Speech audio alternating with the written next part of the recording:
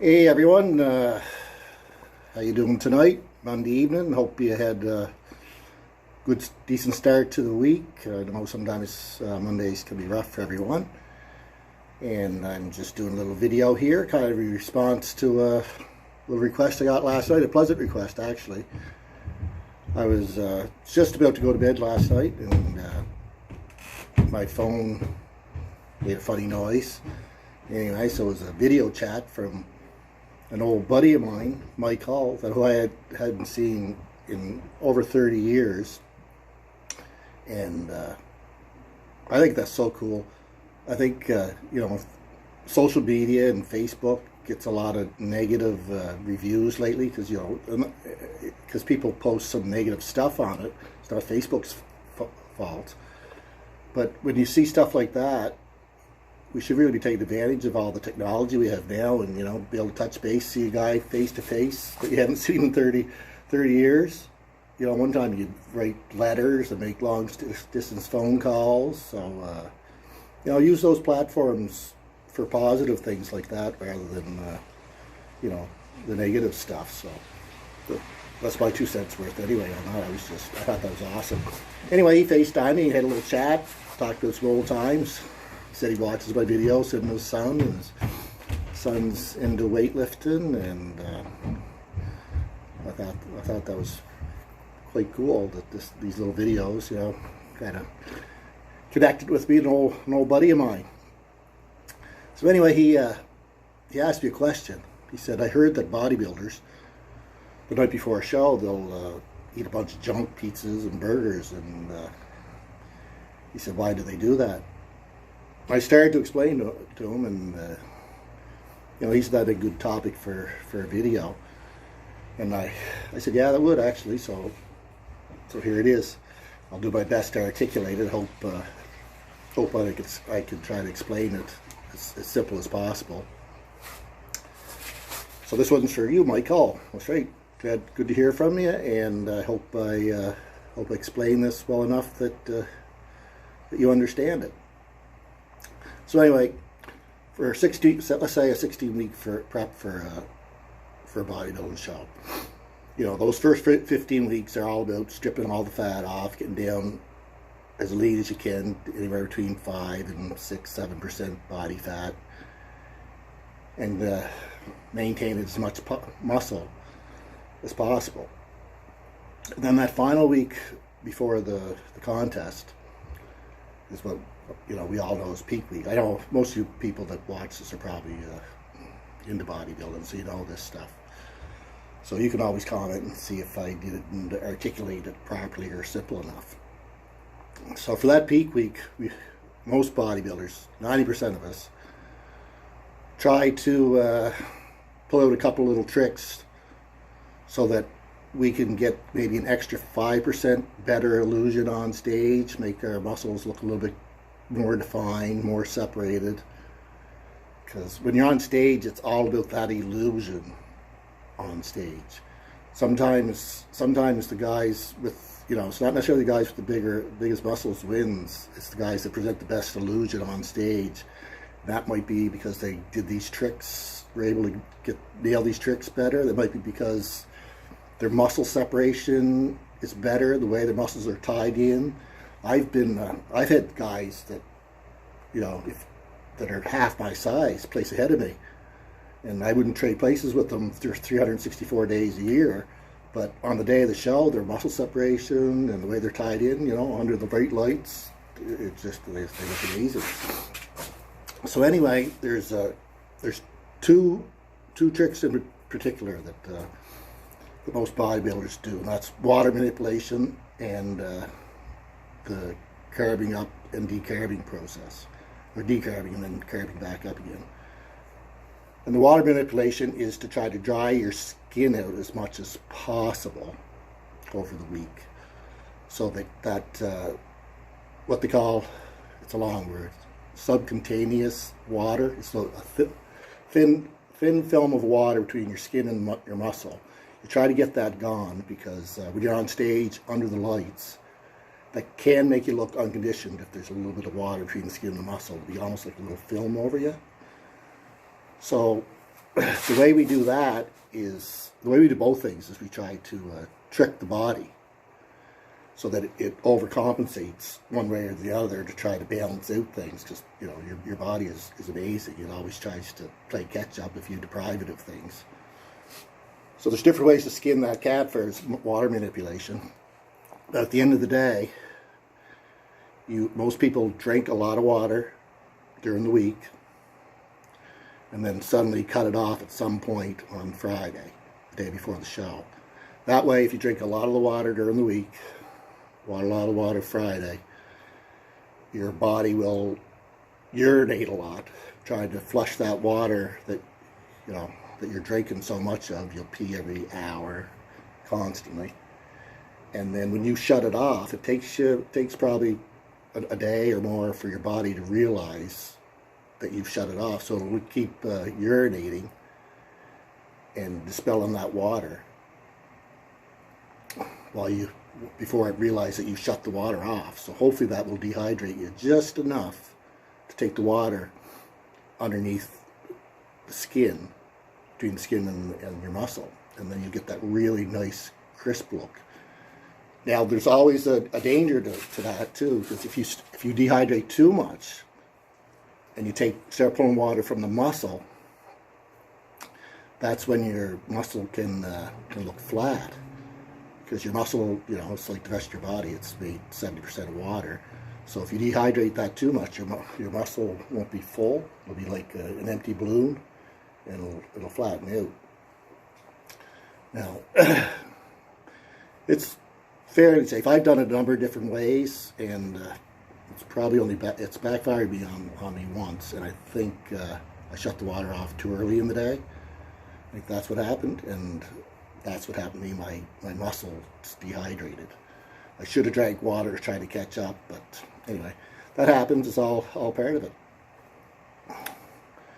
So a lot of people do it different ways. In the old days, we used to taper water. We'd start drinking water early in the week, then taper up, then taper back down. But really, when you think about that, it gives your body to catch up and realize what you're doing.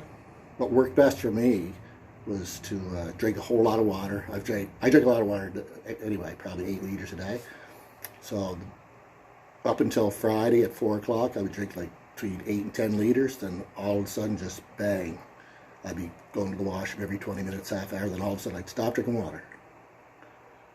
And then I would keep peeing through the night, and I just got enough of that water that I wanted gone for me, but I didn't take it away from the muscle. So that's one way that's one of the big tricks that we use. And number two, the second trick is the decarbing and the carving up process. And that kind of goes towards Mike's question a bit more. So at the beginning of peak week, usually we cut our carbohydrates back, like your breads, your rices, your oats, and that will deplete your muscles of glycogen. And what glycogen is, it's stored energy from the sugars in food, and it's stored mainly in your muscles, and then your muscles, your liver, and your bloodstream. So what we want to do is for those 2 to 3 days, Monday through Tuesday, Wednesday, you stop eating anything that'll load your muscles up with glycogen. You want to keep your muscles flat for 2 to 3 days. So you cut your rice, you eat mostly protein and some greens, maybe a little bit of fats in there.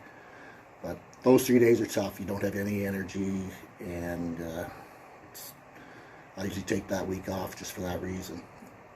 And then you'll train lightly during that week just to further take the glycogen and the muscle, because remember, glycogen is stored energy, and then there's nothing to replace it.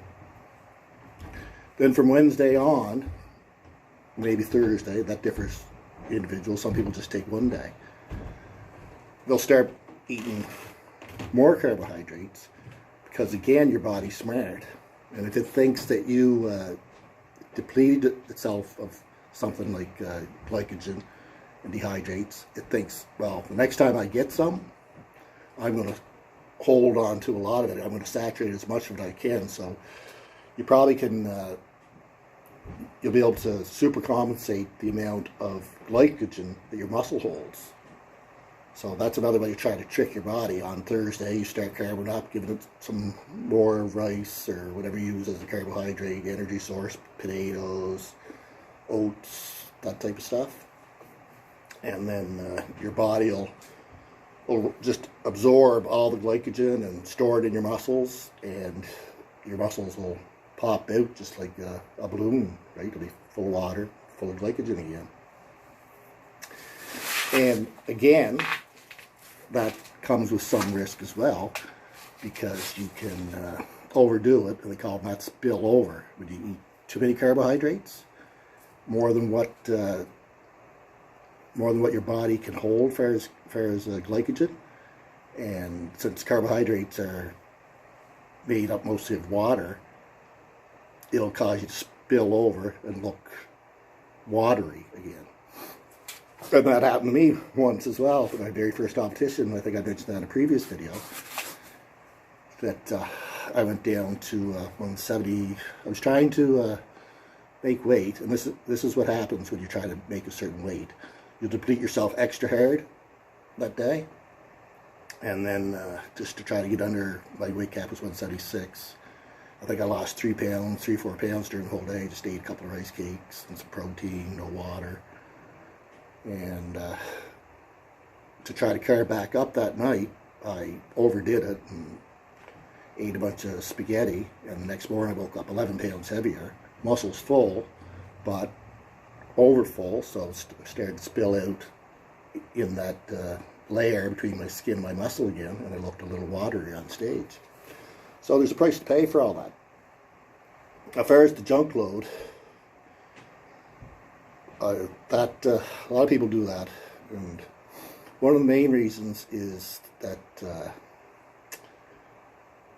junk load, like McDonald's, a lot of people eat McDonald's and some chocolates and stuff like that, and you can't get fat.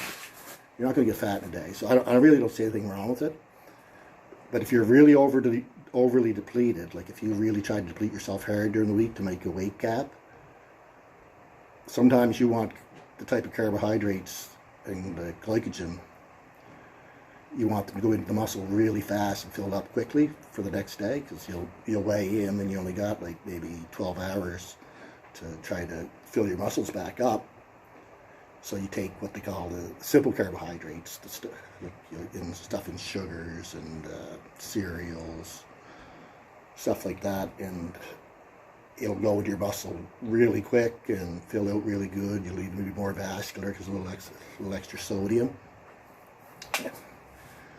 And another benefit of doing that is it doesn't swell your stomach as much, because if you eat the simple carbohydrates, it packs more of a punch. So if you a handful of chocolate raisins, you eat that, it'll go directly to your muscle, whereas you might have to eat a whole bunch of a big plate full of rice.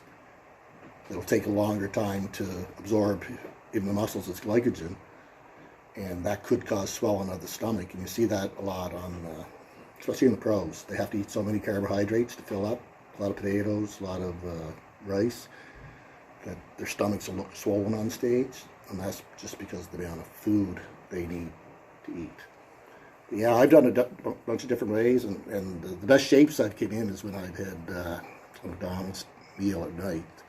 And I find it pretty light on the stomach. You know, usually, Mike Gray was the first guy that convinced me to do it in 2016 at the New Brunswicks. And he told me to get a quarter pounder and large fry and a small hamburger, and ate that around 11 and a little 9, I believe. Then I get up around 11 and ate half the fries and the other hamburger. Nibbled during the night, woke up, nice flat stomach, super pumped, and was dead on. 2018, did the same thing there, me and Devin. I drank 6 liters of water till Friday, cut that off, and then had a burger and fries at night, and then a nice meal in the morning. Didn't drink any water overnight, and I looked deadly that morning. So that's some of the reasons that that people eat the junk food at night, just to get the quick carbs, the simple carbohydrates. They go into the muscle quicker, and you get a little perk from the sugars and the extra sodium. All helps. I don't think there's any real danger of doing that unless you really went overboard and swelled your stomach out. You're not good at, you got to eat like 3,500 calories to gain a pound of muscles or a pound of fat. So you're not going to eat that much. But I'm hoping this time that I think the best idea is to be in shape, the week before, and not do too many crazy tricks and just kind of coast to the show, walk on stage. I've observed a lot more this time. And I noticed that late in the afternoon, after I get home from work, after I've got 4 meals in me, I look really, really dry. Drinking a normal amount of water. I look really dry, really crisp. If I just had 4 or 5 pounds off, I'd walk on stage the way I look usually at this time of day, 4 or 5 o'clock in the afternoon. And watching some of the pros, Ian Valliere, I mentioned him a lot. But anyway, that's what he learned. He doesn't even cut water anymore. He drinks water straight on through, and he's usually one of the most conditioned guys on stage. Sometimes comes in a little bit flat, but then he'll fix that for the night show. So anyway, that was a little bit of a quick discussion on the 2 biggest tricks that most bodybuilders use during peak week to try to create that last 5%, illusion that you might need to overtake a guy. Remember that they say, it's risk versus reward. You do these little tricks to get 5% better, but if you go the wrong way and things happen, maybe like what happened at the Gladiator, you'll be 20-30% worse. So it's kind of a risky game to play, especially if you don't compete a lot. So this was a bit of a long video, but I wanted to try to explain it. I hope I did as well as I could. I know I'm not. I went to school to be a teacher or anything like that, but it's pretty simple in the grand scheme of things. And that's it for tonight. Thanks for the idea, Mike. And if you like the video, give me a comment, hit a like, and subscribe to the channel. Maybe we'll keep it going even after the show's over. All right, have a good evening.